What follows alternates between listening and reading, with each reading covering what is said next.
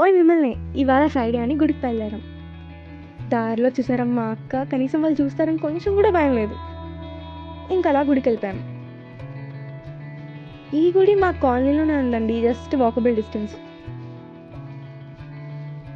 కొంతమంది కాళ్ళు కడుక్కోరు, కానీ ఖచ్చితంగా గుడికి వెళ్ళినప్పుడు కాళ్ళు కడుక్కునే వెళ్ళాలి. ఇంకా గుడి విషయానికి వస్తే చాలా ప్రశాంతంగా ఉంది. అసలు ఎవరు కనిపించలేదు మాకైతే బయట. అంటే మేము వెళ్ళేసరికి 11 అయిపోయింది.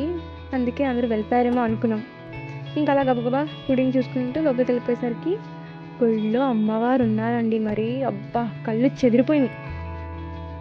నాకైతే ఒక క్షణం విజయవాడ అమ్మవారిని చూసిన ఫీలింగ్ వచ్చింది తెలుసా. చాలా బాగుంది ఇవాళ అలంకరణ అయితే. మేము పంతుల్ని అడిగామన్నమాట, ఏంటి స్పెషల్ ఇవాళ ఇంత బాగా చేశారండి అలంకరణ అంటే. ఆషాఢ మాసం మొదటి శుక్రవారం అంట, అది కూడా వారాహి అమ్మవారి నవరాత్రులు జరుగుతుందంట. వచ్చే వారం ఏమో పసుపు కొమ్ముల అలంకరణ, ఆపై వారం బోనాలు చేస్తారంట. ఇంకా అందరూ అలా లలిత శాస్త్రనామాలు చదువుకుంటే నేను ఒక బుక్ వేసుకొని కూర్చున్నా. ఇంకా గుడి అయితే ఇవాళ మామూలుగా లేదు, కలకల్లా ఆడిపోయింది.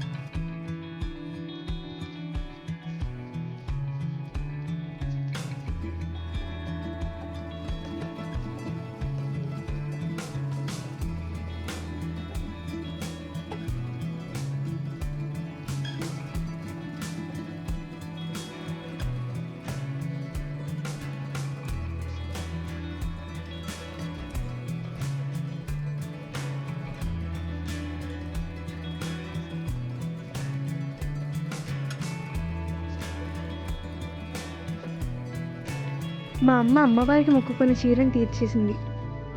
తర్వాత మేము తీర్థం తీసుకుని బయలుదేరిపాం. ఏ మాటకు ఆ మాటే, కానీ గుడిలో దొరికే ప్రశాంతత ఇంకెక్కడ దొరకదండి. గుడి డీటెయిల్స్ నేను డిస్క్రిప్షన్లో ఇస్తాను. మళ్ళీ కలుద్దాం.